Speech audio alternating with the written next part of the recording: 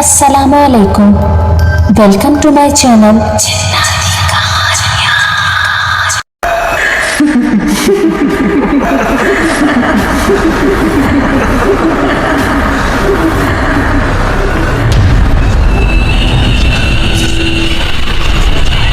तमाम videos updates के लिए मेरे चैनल जिन्नाती कहानियों को सब्सक्राइब करके बेल नोटिफिकेशन को ऑन कर दें।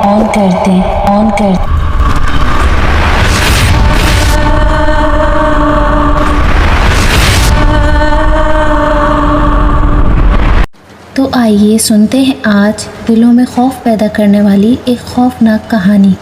जब बारिश होती तो मैं अक्सर अपना बिस्तर उठाकर छत पर सोने चला जाता, क्योंकि उसमें सोने का मज़ा ही कुछ और है। सब घर वाले छत पर सो रहे हैं। वो भी एक गर्मियों की रात थी।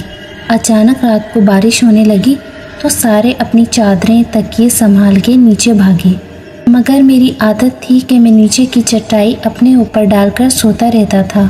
जब तक बारिश जोर न पकड़ लेती मैं सोता रहता था, क्योंकि मुझे ऐसे बहुत अच्छा लगता था।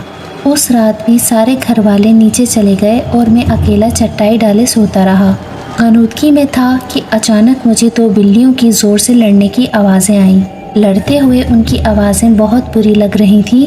वो लड़ते हुए छत की चार दीवारी पर दौड़ रही थीं और आवाज़ें इतनी भयानक थीं। इनके रोने की आवाज़ें सुनकर मैं बेचैनी से जाग गया।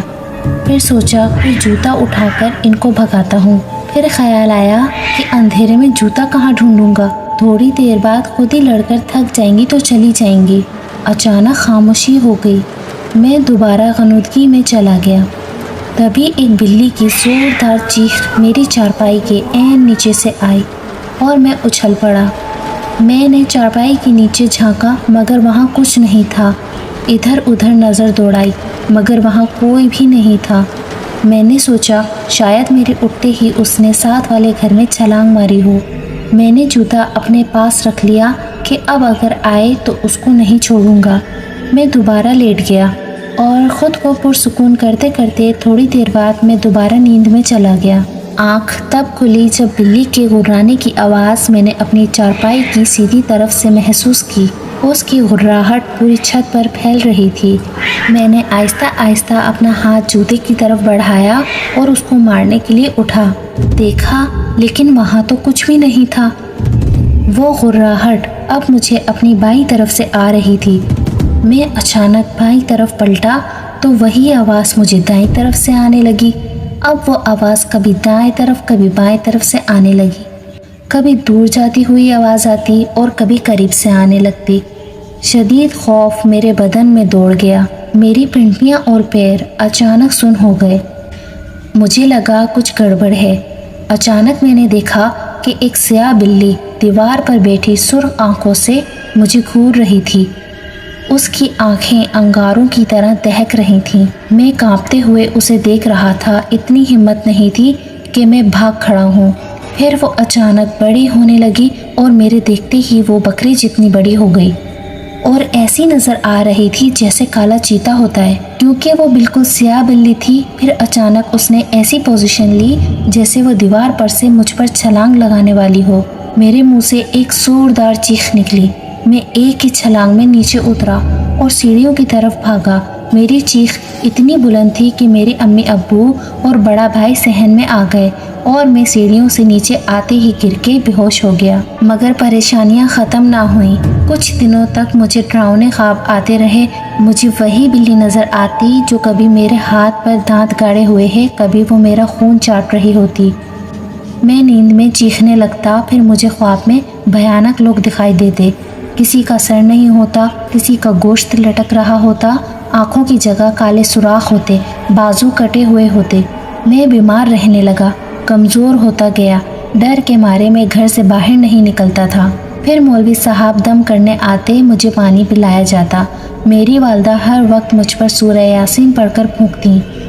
अफाका होता, मगर फिर वही हालत हो जाती। बैठे बैठे चीखें मार के मैं बेहोश हो जाता। एक रोज़ मैं बैठा पढ़ रहा था कि किसी काम से कमरे में अम्मी के पास गया। मुझे एकदम डर सा लगा था। मैं अपनी अम्मी के पास गया कि वो मुझ पर कुछ पढ़कर फूंक दें। میری امی میری طرف پیٹ کیے الماری کھولے کپڑے طے کر رہی تھیں۔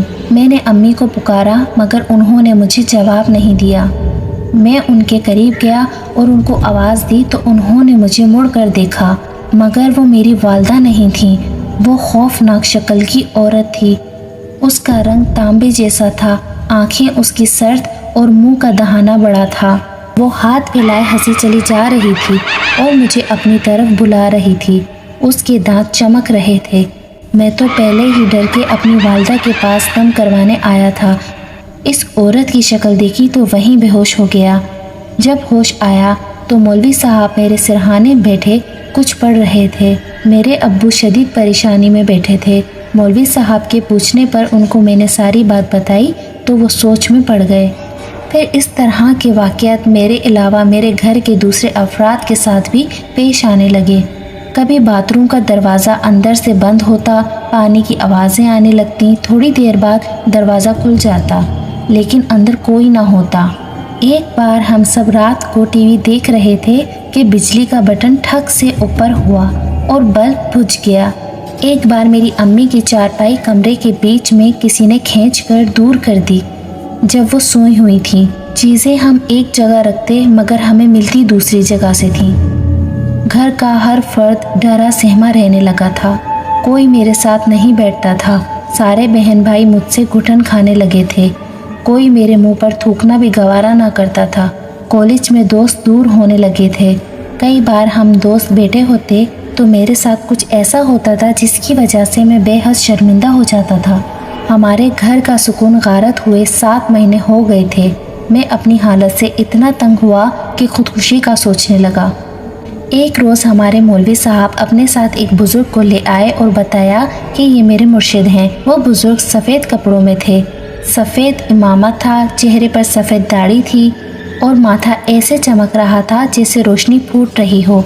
انہوں نے میرے ماتھے پر ہاتھ رکھا اور میں رو پڑا۔ میرے والد صاحب نے سارے واقعات ان کو بتائے اور وہ سکون سے بیٹھے سن رہے تھے۔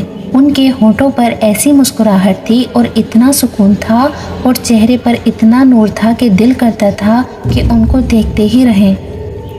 انہوں نے میرے والد صاحب کے ساتھ سارے کمروں کا جائزہ لیا، چھت پر جا کر ایک ایک کونا دیکھا اور ساتھ والوں کی چھتیں دیکھیں۔ ہمارے گھر میں محلے کی عورتوں کا رش لگ گیا جو ان سے پانی دم کروانے آ گئی تھیں۔ وہ میرے قریب آگے بیٹھ گئے اور انہوں نے اپنے دائیں پیر کا انگوٹھا میرے ماتھے کے درمیان میں رکھا اور اپنی آنکھیں بند کر کے کچھ پڑھنے لگے۔ مجھے ایسا لگا جیسے کوئی میری کھال کو کھینچ رہا ہو۔ میری چیخیں نہیں رک رہی تھیں۔ میں ان کا انگوٹھا اپنے ماتھے سے ہٹانا چاہتا تھا مگر ان کا پیر تک نہیں ہلا سکا۔ میرا بھائی مجھے بتاتا ہے کہ وہ 1 گھنٹے سے زیادہ کچھ پڑھتے رہے اور تمہاری دل خراش چیخیں سننا ہماری بس سے باہر تھا۔ تبھی ہم نے بزرگ کو بری طرح پیٹنا شروع کر دیا۔ آہستہ آہستہ میں پرسکون ہوتا چلا گیا۔ آنکھیں کھولی تو وہ مجھے دیکھ رہے تھے۔ ان کے چہرے پر مسکراہٹ تھی۔ انہوں نے پانی منگوا کر دم کیا۔ کمرے کے ہر کونے میں پانی چھڑکا گیا اور 2 گھونٹ پانی مجھے پلا دیے۔ وہ 2 گھونٹ پانی ایسے جیسے کوئی آب حیات تھا کہ پیتے ہی میرے سر سے 7 مہینے کا چڑھا ہوا بوجھ اتر گیا۔ میرے کاندھے ہلکے ہو گئے، میرے جسم میں سکون دوڑنے لگا، میری بجھی آنکھیں روشن ہو گئیں۔ میں اٹھ گیا اور ان کی چھاتی پر سر رکھ کر رونے لگا۔ وہ میرے جسم پر ہاتھ پھیرنے لگے، پھر وہ چلے گئے۔ آج اس بات کو 2 سال ہو گئے ہیں اور اللہ کا شکر ہے کہ پھر کوئی واقعہ پیش نہیں آیا۔